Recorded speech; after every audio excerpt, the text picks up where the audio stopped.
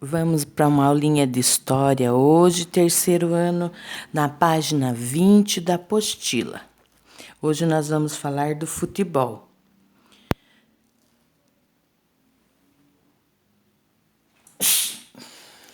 Um esporte que encanta gerações. Uma das formas de lazer mais populares no Brasil é o futebol. Há pessoas que preferem assistir os jogos, outras só pensam em jogar, né? Os meninos aí da nossa sala gostam muito de jogar futebol, né?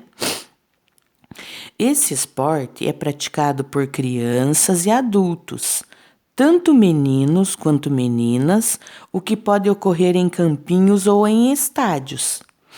Apesar dessa popularidade, nem sempre existiu futebol no Brasil. Há pouco mais de 100 anos, um brasileiro chamado Charles Miller trouxe da Inglaterra 2 bolas e um livro de regras do futebol. Assim começava a história dessa prática no Brasil. Inicialmente, esse esporte era praticado apenas por pessoas ricas, mas com o tempo tornou-se muito conhecido entre a população. Observe essa imagem. Sociedade Esportiva Ipiranga, anos 1940, em Rio Negrinho, Santa Catarina. Olhe como que eles se vestiam, né? E olhem a cabeça deles, né? Todos de chapéu, de tipo um bonezinho, né? Com base na sua observação, faça o que se pede a seguir. Pinte o quadradinho que indica o nome de jogadores retratados. Então, vocês vão contar quantos jogadores tem. Vamos lá? 1, 2, 3, 4, 5, 6, 7, 8, 9, 10, 11, 12, 13, 14. Tem 14 pessoas, mas a pergunta é só os jogadores. Esses que estão de roupa normal aqui, a roupa normal para a época, né? Não são jogadores. Jogadores são só os que estão de uniforme. Então vamos começar contando os que estão de pé. 1, 2, 3, 4, 5. 6, 7, 8, 9, 10, 11. Então tem 11 jogadores. Vamos pintar o quadrinho com o número 11. Indique uma diferença entre o uniforme dos jogadores do passado e o uniforme do jogador atual. Qual a diferença? Camiseta e calção eles usam até hoje. O que tem de diferente nesse jogador do passado? O chapéu, esse bonezinho que eles usam, né? Então, eles usavam esse bonezinho para diferenciar os times, certo? Cada time tinha um tipo de bonezinho, de chapéuzinho, certo? Vamos para a nossa página 21, então. Jogos para aprender e se distrair. Em outros tempos, as pessoas também se distraíam com jogos de mesa, né? Você já disputou jogos de mesa com familiares e amigos? Observe a imagem. Então, jogos de mesa, ao exemplo, dominó, xadrez, futebol e botão. Né? São os jogos que a gente não precisa de campo. Se você tiver uma mesa e o tabuleiro e as peças do jogo, você já consegue jogar em qualquer local. Dominó, futebol de botão e xadrez, o que esses jogos têm em comum? O que eles têm? Os três são jogados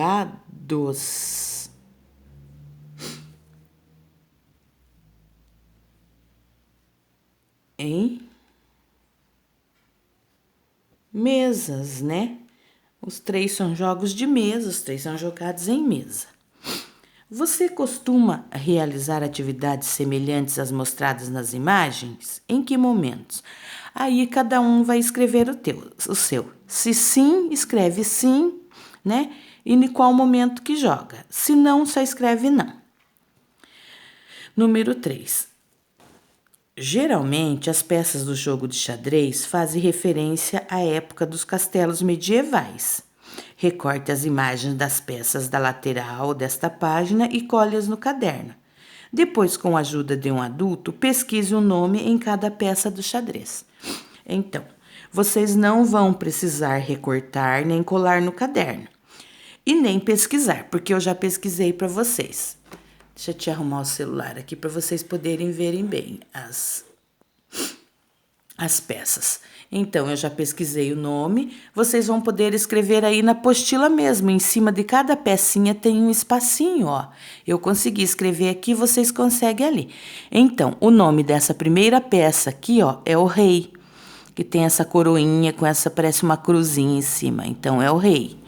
Essa outra peça que tem essa coroinha também se chama rainha. Essa outra peça aqui é bispos. Essa que tem o cavalinho é cavalos. Essa aqui, ó, parece uma torre. Pode ver, o formato dela é uma torre. Então, é torres. E esta última peça aqui, ó, são os peões. Então, essas são as peças que se usa para jogar o xadrez, este jogo aqui, tá? Se vocês compararem, olharem a gravura aqui, olharem aqui, vocês vão achar, ó, o cavalo, os peões, né? O rei, a rainha, estão todos aqui. Então, vocês podem escrever o nome, né, em cima de cada pecinha no espacinho aqui. E vamos para a nossa página 22.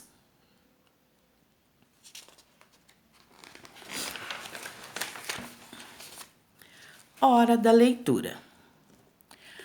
A leitura nos acompanha em grande parte do dia. Por exemplo, na hora do café da manhã, quando lemos os rótulos dos produtos que estão na mesa, quando saímos de casa e nos deparamos com os nomes de ruas e avenidas, e em muitas outras situações. E para estudar, né? Não podemos esquecer. Apesar da leitura fazer parte do cotidiano, em alguns momentos também pode ser uma forma de lazer. Pense como é bom ir a uma biblioteca ou uma livraria e encontrar um livro de nosso interesse. Aventura, comédia ou terror. O que importa é o gosto do leitor. Após escolher o livro de preferência, o leitor precisa apenas de um lugar agradável e confortável para ler e dar espaço à imaginação. Você sabia que podemos aprender sobre o passado com livros de literatura? Muitas vezes as histórias, mesmo as imaginárias, revelam hábitos e costumes de uma época. Com essas leituras, podemos conhecer um pouco do modo de vida e da cultura de sociedade de diferentes tempos e lugares. Certo? Que é o que nós estamos fazendo agora. Através da leitura, estamos conhecendo a história, né? Vamos para a página 23. O universo dos quadrinhos. Você lê história em quadrinhos, conhecidas como gibis ou HQs? As histórias em quadrinhos encantam adultos e crianças há bastante tempo. Tem a Turma da Mônica, que são as histórias mais populares, né? Antigamente, ó, o Tico Tico. No Brasil, a primeira revista em quadrinhos se chamava Tico Tico, criada há mais de 100 anos. Além de histórias, essa revista continha passatempos e informações sobre a história do Brasil. Então, antigamente, a primeira revista se chamava Tico Tico. Agora nós temos a Turma da Mônica e uma variedade mais, Tio Patinhas e muitos outros.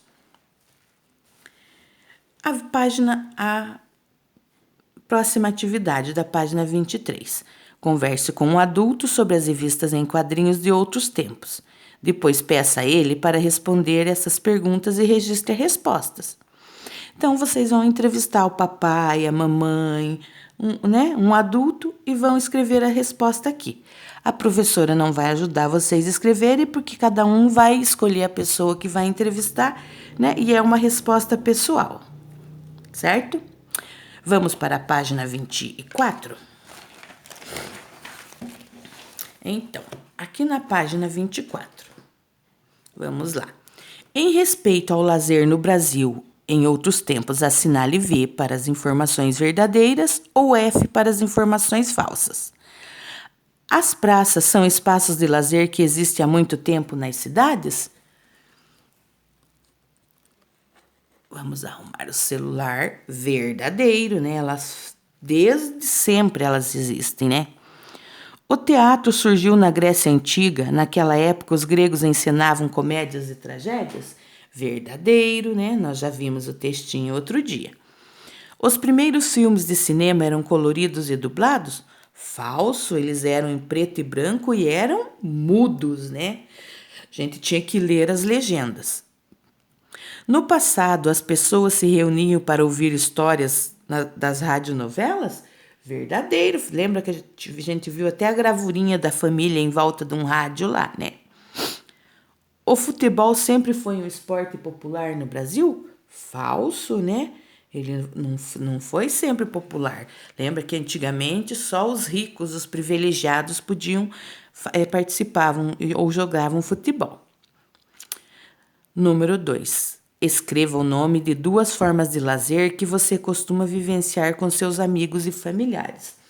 Novamente, essa daqui é pessoal, porque cada um vivencia uma forma de lazer, uma forma de se divertir. Então, vocês vão escrever 2 formas aqui, tá bom? Número 3. Desenhe um tipo de lazer que você imagina que existirá no futuro. Então, vocês vão fazer um desenho de uma forma de lazer que vocês imaginam, que vocês pensam que possa existir no futuro. Certo? Nossa aula de história foi essa. Fiquem com Deus.